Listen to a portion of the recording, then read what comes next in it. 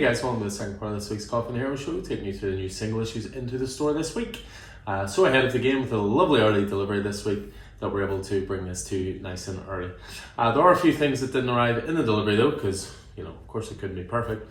But for example, we didn't receive any copies of Superman, we didn't receive any copies of Wind, we received a substantially lower amount of things like Godzilla Destroys the Marvel Universe, and Ultimate Hawkeye as well. So we've been told that this will be sorted throughout the week, so hopefully copies will come in before the weekend. So if you don't make it to us before then, hopefully things will be in stock by the time you come to us. Just a quick shout out as well, the new previews books have arrived in the store, new DC and Marvel ones just here. We've copies all around the store on all the tables, and there's also copies up at the counter if anybody wants to take a copy home and have a fire through them and let us know any polish changes. But we'll jump into the single issues this week. We'll start as well as do with variants. Quite a big selection this week. We kick things off with Transformers #1. This is a special sound chip edition. Yes, they really are doing this as well. And this one has the sound effect of Starscream. So this is the variant cover for #1 for that. One of the big releases this week is undoubtedly Absolute Wonder Woman. So we have the retailer incentive 1 to 25 variant cover by Matthias Manhanini, who has been quite prolific when it comes to the old Absolute books. We have Detective Comics out this week, 1101. This is the start of a new story arc. This is the retailer incentive 1 to 25 variant by die artist Stephanie Hand. Also for Detective Comics, we have Frank Cho doing a variant cover as well. Back to Absolute Wonder Woman, and we also have the Yasmin Putri variant cover as well. So this week's issue 12, of course. Sticking with DC, we have Green Arrow #28, and this is a variant cover by Brian Level. Superman 30, we received, as I say, some variants, but no cover A. So so the David Aja variant cover has arrived this week. Rather glorious. It's a nice companion piece to a Batman one that he did not too long ago as part of Batman #1. On some Marvel stuff, and we have all new Spider-Gwen Ghost Spider #2. So we have the David Baldeon variant cover, as well as that. And I have no idea why this is on the all new Spider-Gwen cover. I mean, you like to think that there's some sort of link between a variant and an issue, but they've obviously been doing a series of Alex Ross variant covers called Timeless, and this one is for all new Spider-Gwen Ghost Spider. Answers on a postcard, please, as to why this is on this specific issue. Daredevil 25 is this week as well. We have the Lee Bermeo variant covers for that. Another big one this week is definitely Ultimate Hawkeye, which is a one-shot addition to the Ultimate Universe. Plenty of variants for it as well. We have the Carmen Carnero foil variant cover. As well as that, we have the retailer incentive 1 to 25 variant cover by the ever-talented David Mack. There is a Declan Shelby variant cover, also for Ultimate Hawkeye #1. Ichikur is another one doing a variant cover. This is a local comic store day exclusive variant cover. And I think there's one more for Ultimate Hawkeye. Yep, and that is the Lyrics Lee variant cover for that. But the variant covers don't stop there. No. We have Ultimate Spider-Man this week, issue 21. Francesco Manna on variant cover duty for that one. We also have the retailer incentive 1 to 25 variant cover by Alexander Lozano. So those are all the variant covers going out this week. Move on to the traditional issues. So kick things off with DC. We have Absolute Wonder Woman #12. So again, Kelly Thompson continuing, Hayden Sherman on art, just continuing to knock that out of the park. We have Catwoman #79, so Torun Grombeck continuing to work on the Selena Kyle book. We have Detective Comics 1101. This is in starting a new story arc called The Courage That Kills. I've obviously got the stickers on here, starting point for new readers. Tom Taylor continuing, and Mikael Yannon on art. We have the finale of Cy Spurrier's Flash Run, finishes the story arc Bad Moon Rising with issue 25. Green Lantern is this week as well, issue 27. Jared B. Adams and Zermanico continuing on with Green Lantern. Harley Quinn this week, it's issue 54. Scott Kaling continuing to work on this, and again, starting point for new readers if it's a title you're looking to get into. Another big one this week is definitely Immortal Legend Batman, part of the Elseworlds label.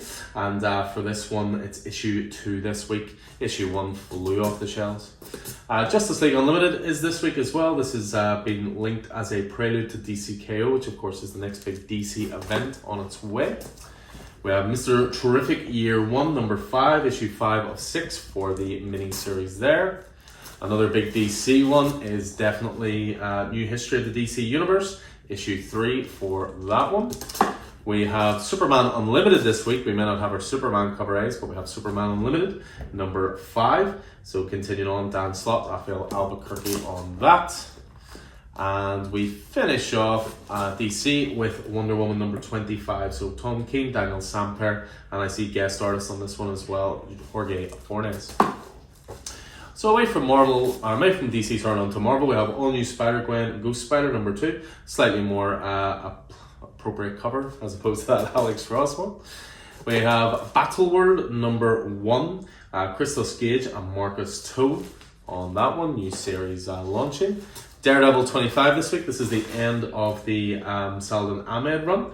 Cedric Suarez on art, and as I say, that's going to be the end of their volume. We have Emma Frost, White Queen, number 4, Amy Chu, continuing on that. We have Spider-Man and Wolverine, number 5. This is a title that's been gaining in popularity. I think people are coming to it a little late, but people seem to be really digging it at the moment. Mark Guggenheim, of course, Carrie Andrews on art. We have Thor, number 2. So this is part of the relaunch for Thor under this title of The Mortal Thor. Issue 2, Al Ewing, Pascal Ferry on art. I think we've still got 1 or 2 number 1s on the rack, so if you're looking to jump on there. As I say, Ultimate Hawkeye, number 1. This is a one-shot addition to the Ultimate Universe. Obviously very closely linked to the Ultimates. We have Ultimate Spider-Man, number 21. Continues to be one of Marvel's best and best-selling titles. We have Venom, Black, White and Blood, continuing on the anthology format here, with some contributions here from the likes of Brian Level, Eric Larson, Carlos Pacheco, and more. We have the facsimile edition of X-Men, The Uncanny X-Men, number 139, originally printed in 1980. Welcome to the X-Men, Kitty Pryde. And then we finish off Marvel with X-Men number 22. So Jed MacKay and C.F. Villa on art. So that leaves us just the independent stuff this week. So some great stuff here. We got Beneath the Trees Where Nobody Sees, Rite of Spring. This is a follow-up, of course, to the original book, Patrick Horvath, and this is issue 3. Issue 2 of the World War II set Escape, Rick Remender, Daniel Acuna. Definitely one of the best covers of the week, and for my money, one of the best number 1s when it came out a few weeks back. We have Mighty Morphin Power Rangers, Teenage Mutant Ninja Turtles 3, Rand Parrott, continuing on with the crossover title. We have Simon Kudransky's No Man's Land, number 1, brand new title. Simon Kudransky, always under this one-man art comics, little imprint at Image. We have a big one this week in Skinbreaker. This is a brand new number 1, written by Robert Kirkman, art by David Finch. Yeah, I have a feeling that's going to be a big one this week. We have Slasher Royale, which I believe is a one-shot from Afterlight Comics. This is something they do, slightly longer issues, but one-shot stories. We have Star Trek The Last Airship, number 1, Colin Kelly, Jackson Lansing, with Adrian Vanilla on that. The Invisible Man, issue 2, from James Tynion IV and Danny. And just a couple more to finish off. We have the Vampirella Halloween Horror Special for you there. And we finish off with a Viking Moon, which seems to be a mix of Vikings and werewolves. What could be better?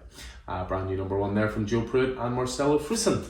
So that is everything this week going on the racks in terms of the single issues. Pulsar, of course, organised and ready for collection. Again, if you do come in and you're wondering where Superman is, or wondering where Wind is, or Godzilla the Marvel Universe, etc., etc., etc., as I say, we were short of those copies this week, so they could be here by the end of the week, or it could be next week, but we'll certainly make sure that anybody down for them definitely gets them. But anyway, that's it, guys. Hope you enjoyed this. It's always nice to be back and be able to keep you up to date with everything that's coming out. You can certainly check our previous video for what came new into the store this week in terms of graphic novels, and we've also started posting ones for myself and Keith when we do the podcast. Posting a little video one as well. That's also on the channel as well. Anyway, again, hope you enjoyed this. Hope it proved useful. I look forward to seeing you in store soon. Take it easy.